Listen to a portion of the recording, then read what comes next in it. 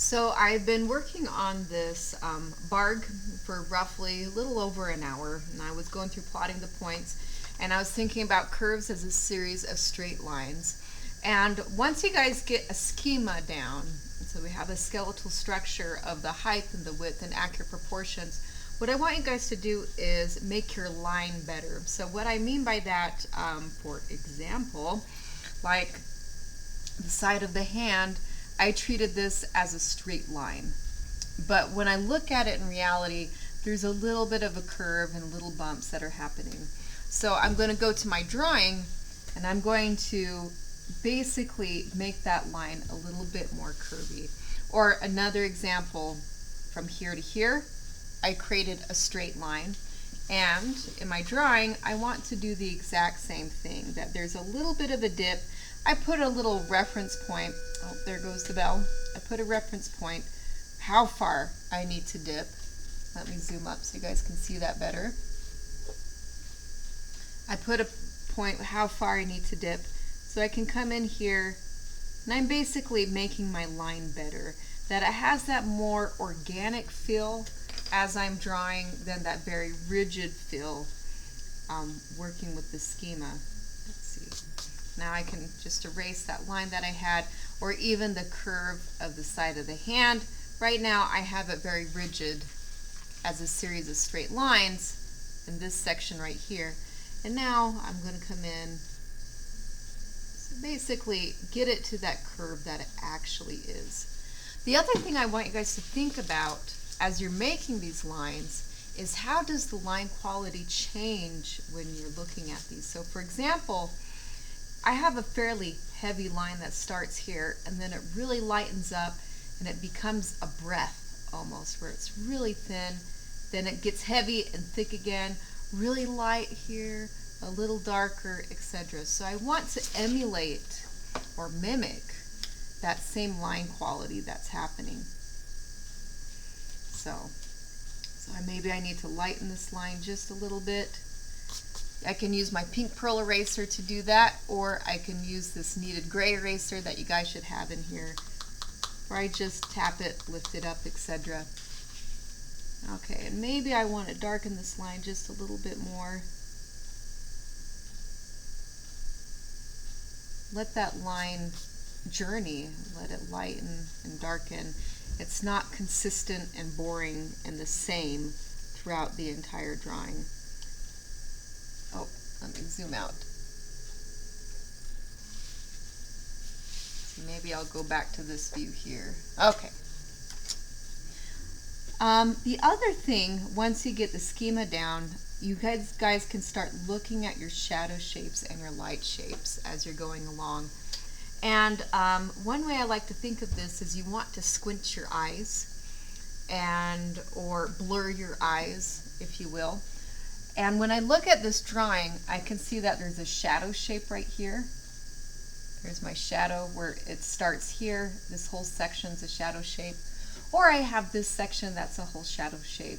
Sometimes it's a little bit difficult. Like, I'm not exactly sure where the shadow shape starts and ends on this. It's so incredibly gradual. That's when squinting your eyes really helps. It helps separate that light and shadow. So I'm just going to say that there's a shadow that starts roughly right here. And I can plot my points. Let's see. So it looks like it ends at this point over here. And maybe I want to measure out, using my trusty piece of paper, maybe I'll make a point right here.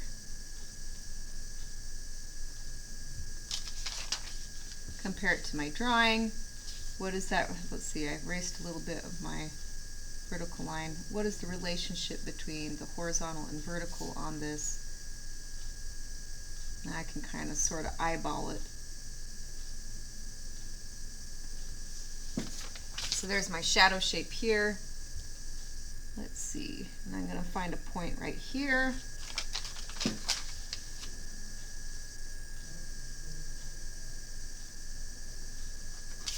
Bring it over.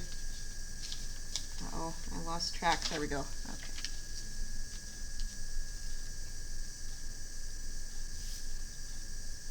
This comes here. And I probably want to make a point over here where it ends. Looking at the relationship from the vertical to the horizontal line that I have.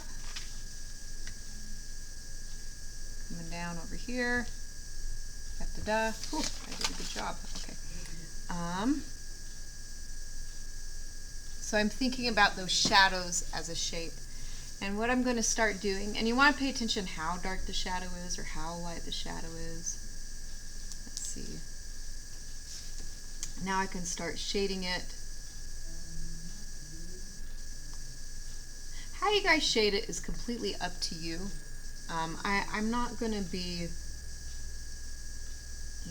worried about shading technique at this point of our drawing, which is something we'll eventually venture into later in the trimester. But typically, you want to think of your shadows going in up and down motions, and I'll quickly explain why that is. If I have a sphere, here's my light coming down on the sphere. I have my terminator line, which is an imaginary line that separates light and shadow. And I want my shadow shading direction to go the exact same direction as the light. And this is, of course, getting pretty technical and a little bit crazy, but and this is just a drawing one class. And then here I have my light side that's going perpendicular to the light. So with the shadows here, I'm just going to go straight up and down. If you want to, you can change directions. Some of you have taken this class before or have taken shading technique with me, and we talk about going in overlapping circles or changing directions. You can do that too as you guys are working on the shadows.